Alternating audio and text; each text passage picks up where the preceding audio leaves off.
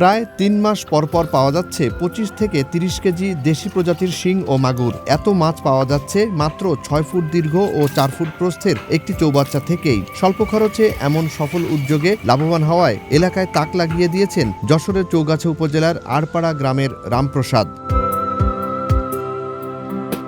মূলত দোকানের সামনে সৌন্দর্য বৃদ্ধির উদ্দেশ্যে ছোট একটি চৌবাচ্চা নির্মাণ করেন রামপ্রসাদ। পরে শখের বশে সেখানে প্রায় ১৫০টির বেশি শিং ও মাগুর মাছের পোনা ছেড়ে দেন। নিয়মিত পরিচর্যা এবং সঠিক খাদ্য ব্যবস্থাপনায় দ্রুত বেড়ে ওঠে মাছগুলো। ৩ মাস পর ভালো লাভে বিক্রি করেন সেগুলো। এভাবে হয়ে ওঠেন উদ্যোক্তা। এখন মাছ থেকে আয় করে যাচ্ছেন রীতিমতো। রামপ্রসাদ জানান, প্রতিদিন ২ থেকে ৩ বার মাছকে বিস্কুটের গুঁড়ো ও জিরো ফিড খাওয়ানো হয়। এছাড়া পানির তাপমাত্রা স্বাভাবিক রাখতে এবং মাছের জন্য অনুকূল পরিবেশ বজায় রাখতে চৌবাচ্চায় কচুরিপানা রাখা হয়। এতে মাছ সুস্থ থাকে ও দ্রুত বাড়ে।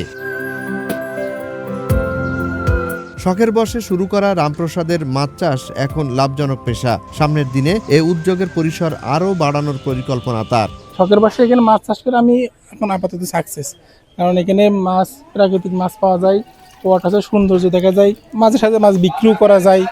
আমার ভাই সারাদিন মানে মাছের সাথে খেলা করে, মাছের খাবার দেয়।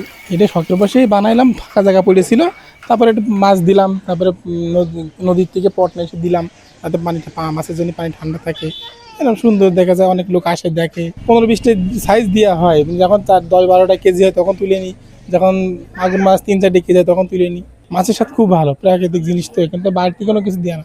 অল্প জায়গা ও স্বল্প খরচে মাছ চাষের এমন পদ্ধতি দেখে স্থানীয় অনেকেই বিস্মিত। তাই রামপ্রসাদের ব্যতিক্রমী উদ্যোগ দেখে এলাকাবাসীর মাঝে সৃষ্টি হয়েছে ব্যাপক আগ্রহ। বাসার পাশের বাজার, এই বাজারে আমরা নিয়মিত আসি। এখানে দোকানের সামনে ইট দিয়ে ঘেরা, এখানে কিছু মাছ চাষ করেছে, তা আগে কখনো এরকম দেখিনি। আমি প্রায় এই জায়গায় আসি, এসে এই সুন্দর দৃশ্যটা দেখি। এই জায়গায় জিয়াল মাছ চাষ করা হয়, দেখে ভালোই লাগে। যে বাড়ি যদি আমরা এরকম কিছু করতে পারতাম তাহলে ভালো লাগতো নিজে। বড়দের পাশাপাশি ছোটরাও ভিড় করছে রামপ্রসাদের মাছ দেখতে। তাই স্কুল ছুটির পর ক্ষুদে শিক্ষার্থীরা ভিড় জমান মাছ চাষ দেখতে। স্থানীয় বাসিন্দা ও শিশুদের কাছে আকর্ষণীয় স্থানেও পরিণত হয়ে উঠেছে রামপ্রসাদের মাছ চাষ। জুনায়েদ আলী সাকি, বৈশাখী সংবাদ।